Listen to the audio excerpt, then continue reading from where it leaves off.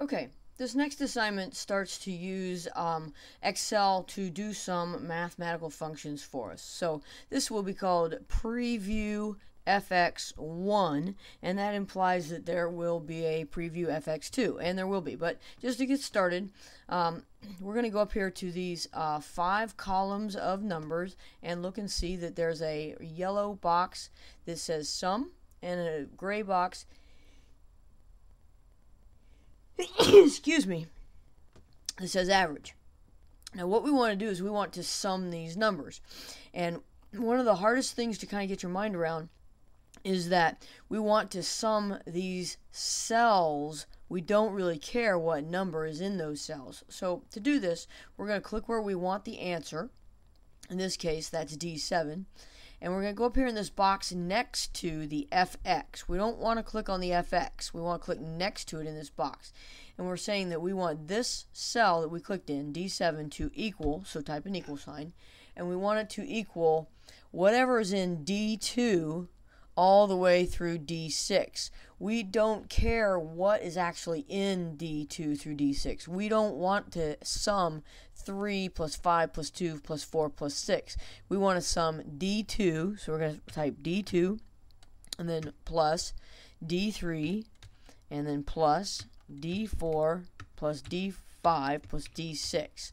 Okay, and then that will tell us what all those numbers add up to, but we don't really care what the numbers are as long as it's those particular cells. We hit enter, and that's 20. Okay, and the cool thing is, if you then change what's in this cell, right now it's a 3, let's say we change it to a 4, watch this answer down here, it automatically changes it. That's why we care more about summing the cells than summing 3 plus 5 plus 2 plus 4 plus 6. Alright, so once again, click on the next one. That's where we want our answer. We'll type equals, and we want F2 plus F3 plus F4 plus F5 plus F6. Hit enter, and it will tell us that it's 19. Okay, again, there's the answer. We're going to type equals. Instead of typing in the cell name, instead of typing in H2, you can click on H2, hit plus H3 plus H4. That's a little faster, and it still does it. Just make sure you don't have an extra plus sign at the end there. And it does it for you. And again, J2 plus J3 plus J4 plus J5 plus J6. And that's 287. So you can see that you can do this pretty quickly by just using the equal sign and go in L2 plus L3 plus L4 plus L5 plus L6. Oops, and an extra plus sign. And there you go. All right, so now we've found the sum for all those. And the other cool thing is, if you change one of these numbers in the cell, it doesn't matter. It will automatically change the sum because we said add this cell to this cell to this cell to this cell to this cell, not 132 plus 100. Okay, so you get my point. So now the average, we can figure that as well, because the average is simply the sum divided by how many digits did you add up. So we know that the average, we're going to type equals the sum right here divided by, and that's a slash, how many numbers did we add into the sum? Well, in this case, there's 5. So we're going to go D7 divided by 5, the average. Now, once again, if you change a number, it's going to change the sum, but it's also going to change the average. So if you change that number from a 3 to a 4, watch right here. It not only changes the sum, it changes the average. Boom. Okay, so you're saving yourself a lot of work, particularly if your data is going to possibly change. So once again, the average equals the sum divided by how many numbers you added in there. So we're going to go, that equals the sum, which in this case is found in F7, divided by how many numbers did you add in there? We added 5, so the average is 3.8. Once again, the average is going to equal the sum divided by, we added 5 numbers in there. So you can see that the process goes pretty quickly here. The average, the mathematical definition of the average is the sum, which we already found, divided by how many numbers you put into it, which is 5 in this case. Okay, and the last one the average equals the sum divided by how many numbers did you add in? Boom. Okay, so that's how you can make Excel do some math for you. Now this last thing down here, this is what people do, and this is really important to do. This is like if you have your bank account or your checkbook. Let's say you have a balance of $452.66. Okay, if you write a check or use your debit card for some cat food at the cat store, that money that you write the check for or that you take out of your account is going to come out of this balance. The balance is how much money you started with. Okay, so let's just make something up. Let's say that cat food is $32.88. Okay, now we need to know how much money we have left after we buy the cat food. So we're going to take what we started with, how much money we started with, minus how much money we spent. So our new balance is going to equal, look up here, it just did an equal sign. We don't want to say $452.66. We want to say whatever's in B14, and since we spent money, it's going to be minus whatever's in B15, and this will give us our new balance. Now we have, after we've bought cat food, we have $419.78. Okay, now let's say that the dog is hungry too, and and dog food is $35.87. We need to subtract B17 from B16. So our new balance is going to equal, let's go, B16, how much we started with, minus how much did we spend, which is found in B17. Now we have $383.91. So this is how you keep track of how much money you have in your bank account or your savings account.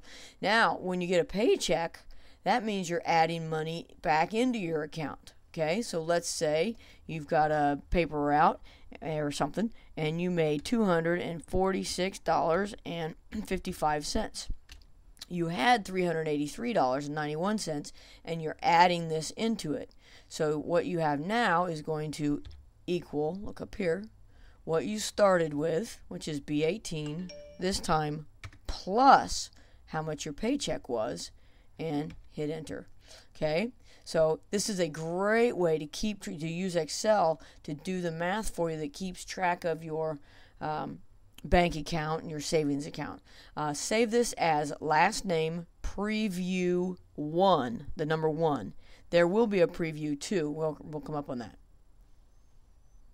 Alright, so now we're going to do preview FX2. This is the same actual worksheet that we used for preview FX1, but you're going to learn how to now do it in a different method. So again, what we want to do is we want to sum and then average these 5 columns of numbers. But before, we would click here and we would type an equal sign, and we added D2 plus D3 plus D4 plus D5 plus D6, and got 20. Well, how we're going to do that now is using this FX button. Okay, so, and these are basically, it's called a function. So now how we're going to do it is we're going to click on this FX button, and it says insert function, a mathematical function, and it has all these functions available. Well, right at the very top or near the top, it says sum, and that's actually what we want it to do. We want it to sum. So we're going to click OK. And now it says, do you want to sum D2 colon D6? That means D2 through D6. That is what we want to sum. If that's not what we wanted to sum, we would simply backspace and then manually type in what we wanted. But we do want D2 through D6. We're just going to click OK. And you can see that it says that it's 20. And just like last time, if we go up and we change the 3 to a 4, or we change some of the information in here, watch the sum here, and it will change it for you. Okay, so that's why we actually write in the formula rather than just kind of doing it in our head. Okay, so once again, you click where you want the answer. You click on the insert function, the FX. We want, in this case, to sum. It says, do you want to sum F2 colon through F6? Yes. and it thinks it's 19, which it is. So this is a very quick way. You just always have to be careful that it is summing the range that you want, H2 through H6. Yes. And we want to sum, and it's saying, do you want to sum J2 through J6? Yes. And this one says, do you want to sum L2 through L6? Yes.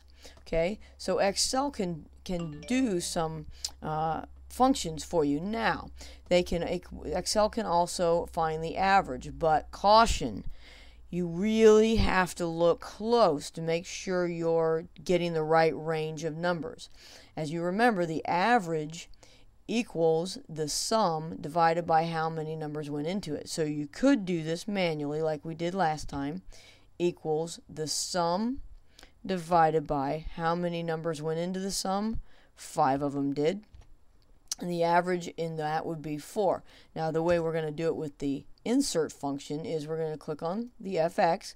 We're going to go to average. Now what we want to average is D2 through D6. So we're going to click average. Okay.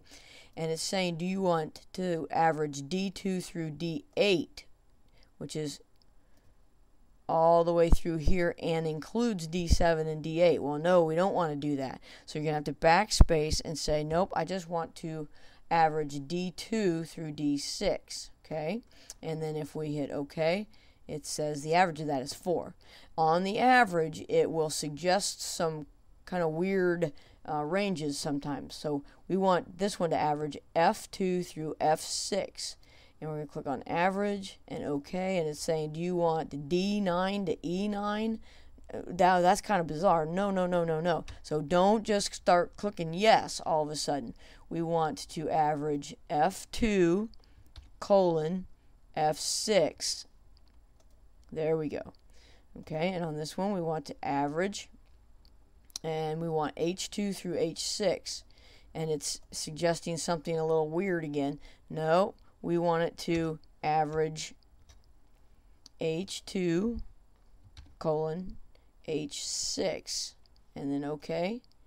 Alright, so you just have to be real careful that you don't start going so fast that you start making mistakes. We don't want to average H9 through I9. We want J2 through J6. There you go. And the last one is average L2, oh, that's wrong. This right here, that's suggesting something strange there. We want L2 colon L6. Okay, so that is the second way that you find the sum and the averages in Excel. This is Preview FX2.